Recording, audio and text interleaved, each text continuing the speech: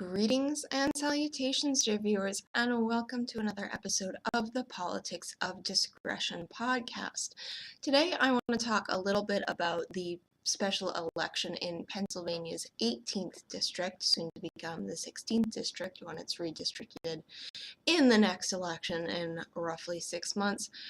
And the Libertarian candidate received roughly 0.6% of the vote, which is greater than the margin of victory, which is about 0.2%, although we're not entirely sure what the final numbers are going to look like because it's an extremely close race. No definitive victor has yet been called, and there's likely to be a recount.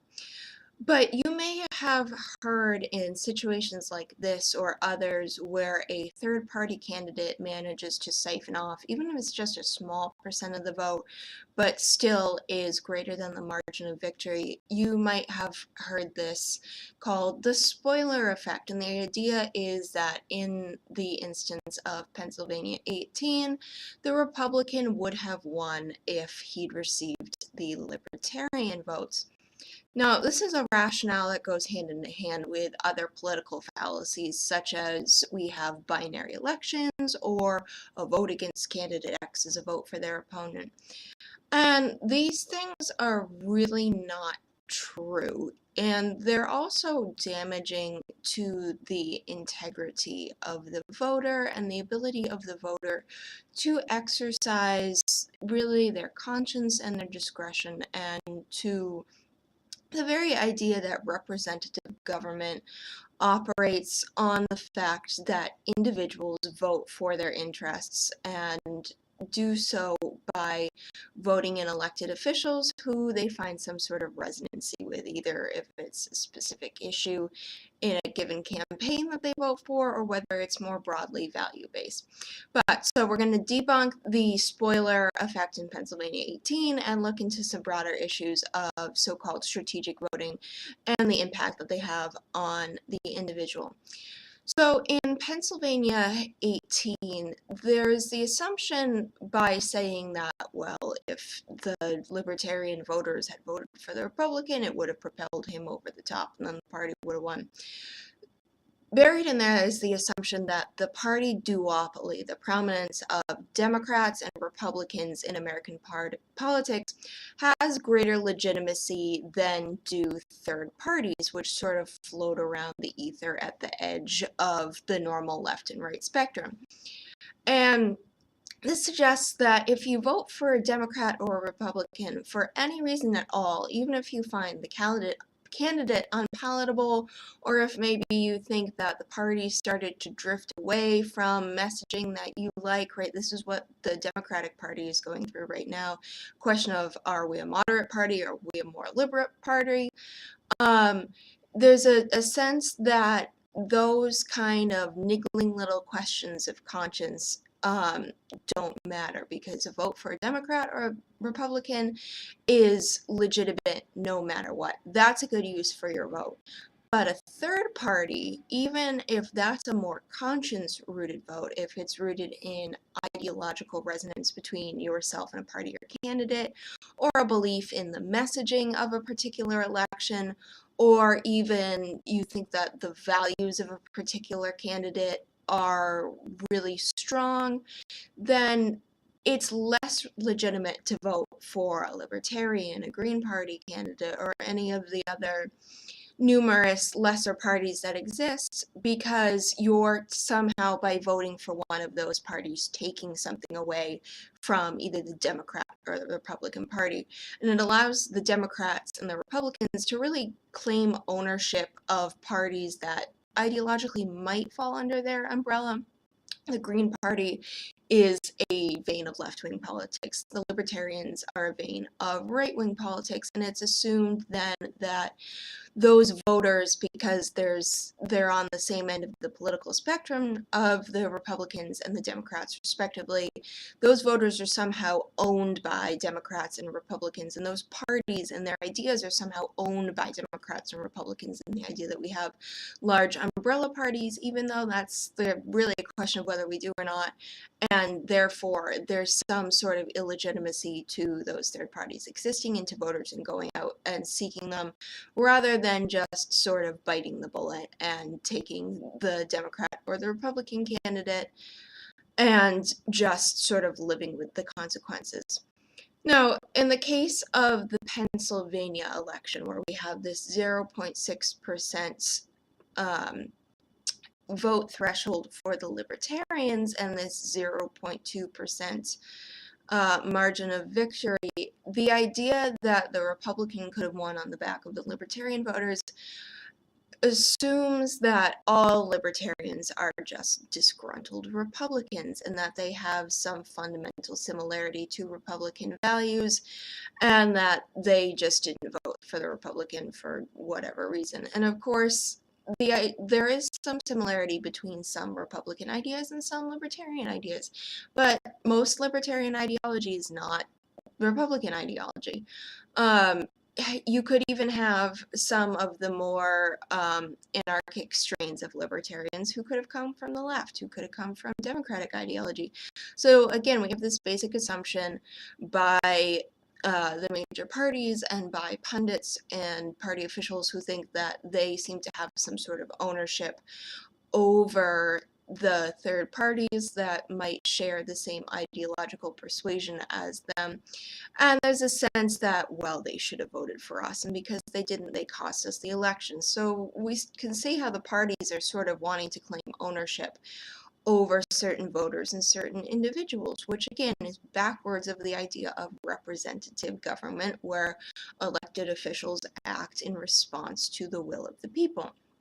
Now, another problem with the spoiler effect in the Pennsylvania election is that it conflates candidates with broader party ideology. There's an assumption that those who voted for the Libertarian didn't vote for the Republican because the candidate was bad.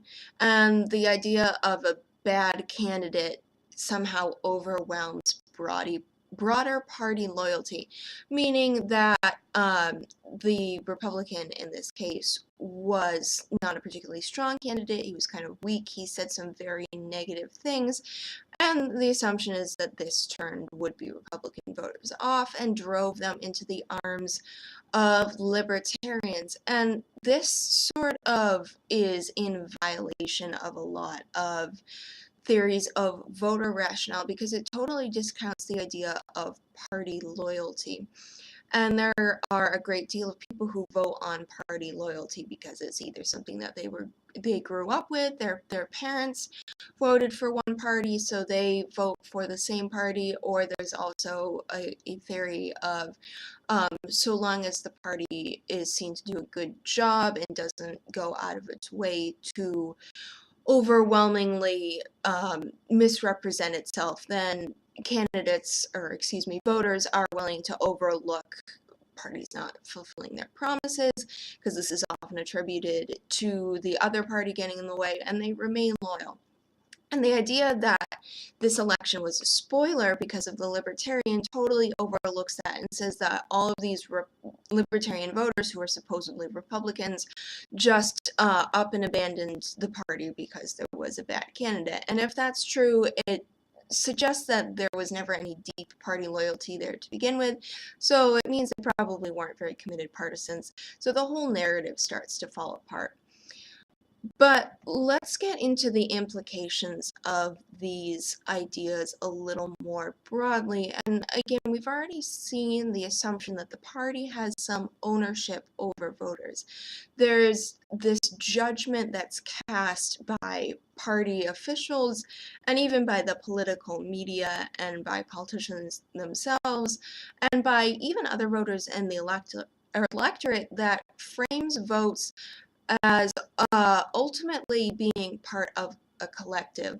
It makes it seem like the individual voter is somehow owned by their party or is owned by the polity as a whole, and that the choice that you make when you go to the voting office isn't really your own. It's not an autonomous act that you do where you go in and you pull the lever for one candidate or another based on a conscious decision about your values and about your particular situation in life and a calculated judgment about which politician you think is going to be the best representative of your interests in Washington, but that you're somehow part of this greater whole, and that you need to do your bit to make sure that your party gets elected, gets power, and can represent you, so that and any divergence from that somehow becomes, well, you've let the party down, you've betrayed the party, and you've supported a different candidate, and that has cost the party the election. And there's this really collectivist idea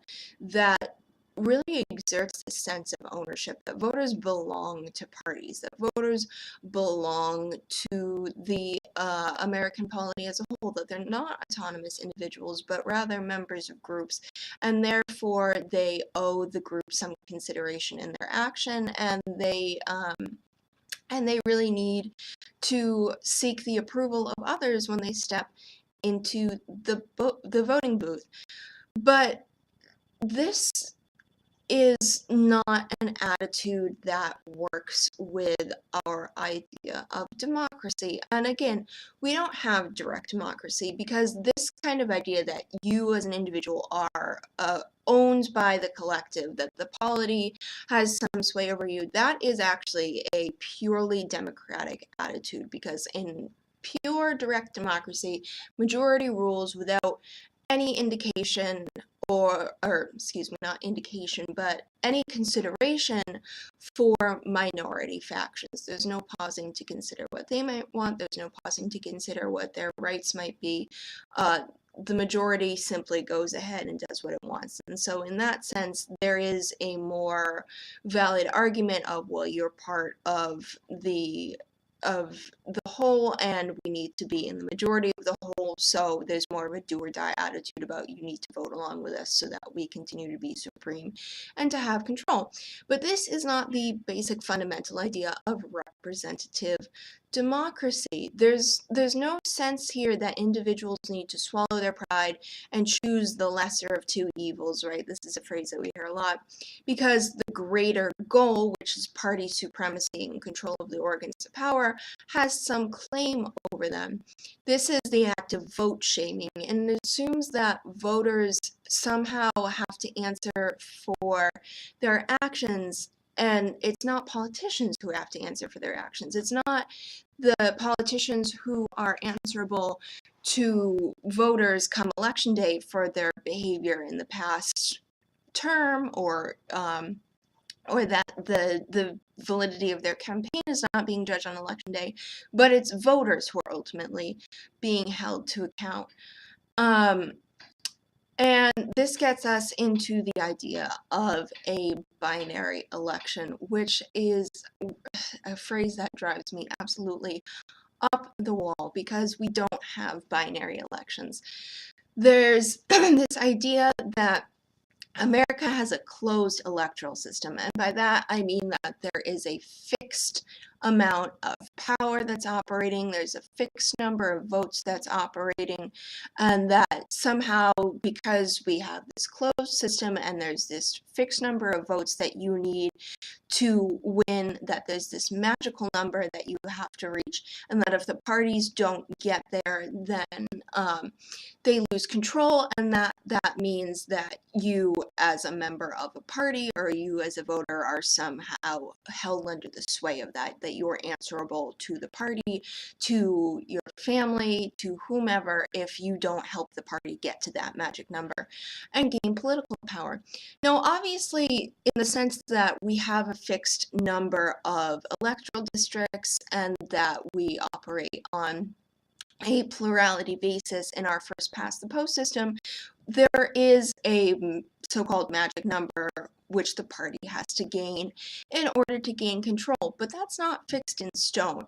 That fluctuates with each election based on things like turnout, based on the number of candidates who are running, based on the kind of election that it is. Primaries are very different animals, politically speaking, than our general elections. There are all these subtle nuances to elections and unique circumstances to individual elections that change exactly how the race is run, what kind of a plurality you need to win, depending on number of candidates, depending on who turns out, depending on the issues that are at stake. And there is no magic fixed number that the party has to get to. They just need 50% plus one. And that can be something vastly different depending on each election. And that means that there's not this sense of predeterminism to elections, this idea that there's this magic number that's set in stone that the party must get to, and that means that voters must behave in a certain way to help the party for the greater good. And the majority is determined by voter action, and by that I don't mean that can be used as an argument to compel voters to support the party no matter what, because that means that if you don't do that, that the other party is going to win. That's not true, because there are differences in each election. There are third parties that run. There are different issues that are at stake that motivate people differently. It's not predetermined. It's all autonomous. Voters operate independent of each other, and that's completely legitimate. And that influences the outcomes of elections. If there are certain ballot initiatives on offer that might motivate certain sectors of the electorate to get out and vote more than it does other sectors of the electorate.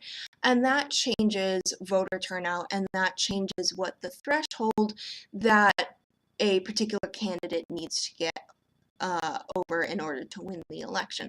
So these things change within the context of particular elections. It's not all set in stone. It's not all predetermined.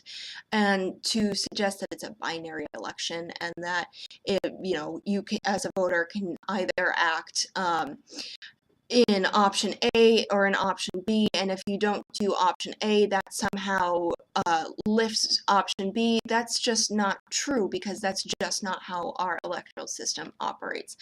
And it unfortunately is bought into by a great number of voters, and the idea that, well, if you don't vote for candidate A, then candidate B is going to win, and you don't want that. And that gets between the voter and their conscience, and the idea that elected officials are representative of the people, not the other way around. And that is hugely problematic and hugely degrading to individual autonomy. And it's a system based on guilt. And again, we're returning here to this idea that voters are somehow owned by their party or somehow owned by the polity because there is this exigent need to win on electoral day, and that need is a claim upon the actions of another, and it overrides concerns like conscience, like concerns over whether or not a candidate is bad, right? Like with Roy Moore in that special election, and that those are all second-tier concerns because the party needs to win and gain power, and that is the only thing that matters. And this is a rationale that was promulgated in 2016 to a great deal. If you were on the right, it was, well, yeah, maybe Trump's not the best option, but you better vote for Donald Trump because there are only so many votes available, and if you take one away from him, you lower the majority your opponent needs to win, so a vote against Trump is really a vote for Hillary. Or vice versa, if you were a Democrat and thought that maybe Hillary Clinton wasn't the best choice for the Democratic nominee. And this is just so obviously ridiculous, and it's a rationale that really only lets really only holds sway if you let it.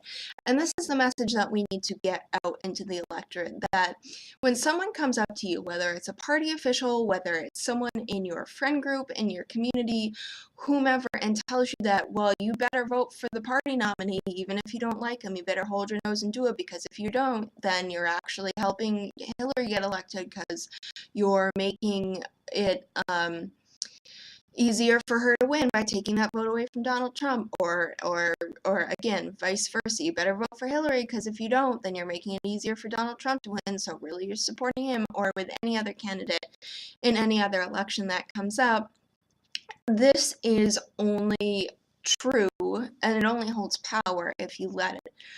And it just robs individuals of their autonomy, and people who agree to that voter rationale are then essentially allowing themselves to be owned by either the greater polity or by the party, and they're really subsuming their own interests. And the fact is, the party duopoly is not written in stone. It can be changed. Over the course of American history, there have been 5 party systems. There are currently third parties with national ballot access. We have independents who manage to win congressional seats. So that means that there are 3 candidates in a race and they compete. We have elections that have viable third-party candidates that are still won by one of the major parties or another. The idea that there is some sort of predetermined end to elections that means either the Democrat or the Republican wins is just simply a fallacy. And it is not, I mean, it's troubling that that fallacy exists, and that we're in this thinking that, oh, either the Democrat or the Republican is going to win. Well, that's true because most people think that way, and because they vote for either the Democrat or the Republican because they don't want to throw their vote away. But it's fallacious also because that's simply, it's confirmation bias. It occurs because we vote for Democrats or Republicans because we've told that you vote for Democrats or Republicans because they're who win elections. And they're who win elections because most people vote for them because that's the assumption. So there's this circuitous process. But the fact of the matter is that can all change. The Democratic and the Republican parties have not existed for the entirety of the American political system. Parties have risen and parties have fallen. These things can be undermined. New parties can rise up to the front. It all can change. It's not written in stone, and it is perfectly legitimate to make alternative voting decisions based on your own rationale. And the concept of splitting the vote, the idea that you have, let's go back to Pennsylvania 18, and the Republican and the Libertarian, and that these two split the vote because they're coming from similar, they're pulling from the same pool of voters, and that there's some sort of resonance between Libertarians and Republicans, and that therefore one of those options, usually the Libertarian because they're the third party, that somehow that is creating a situation that is hurting the electorate and is hurting the chances for right-wing politics broadly. That all needs to stop, because that's based, again, on this idea of systems and this false idea that systems are written in stone and there is some predetermined end based on, Democrats and Republicans should win.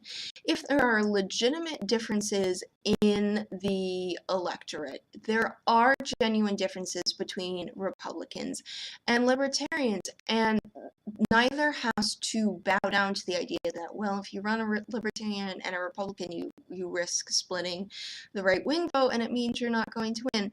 This might be the case, but is that really an overriding concern that should totally discredit conscience-based voting? I mean, if you're a Libertarian, you probably have fairly significant views that differ from your standard Republican, that differ from your standard conservative.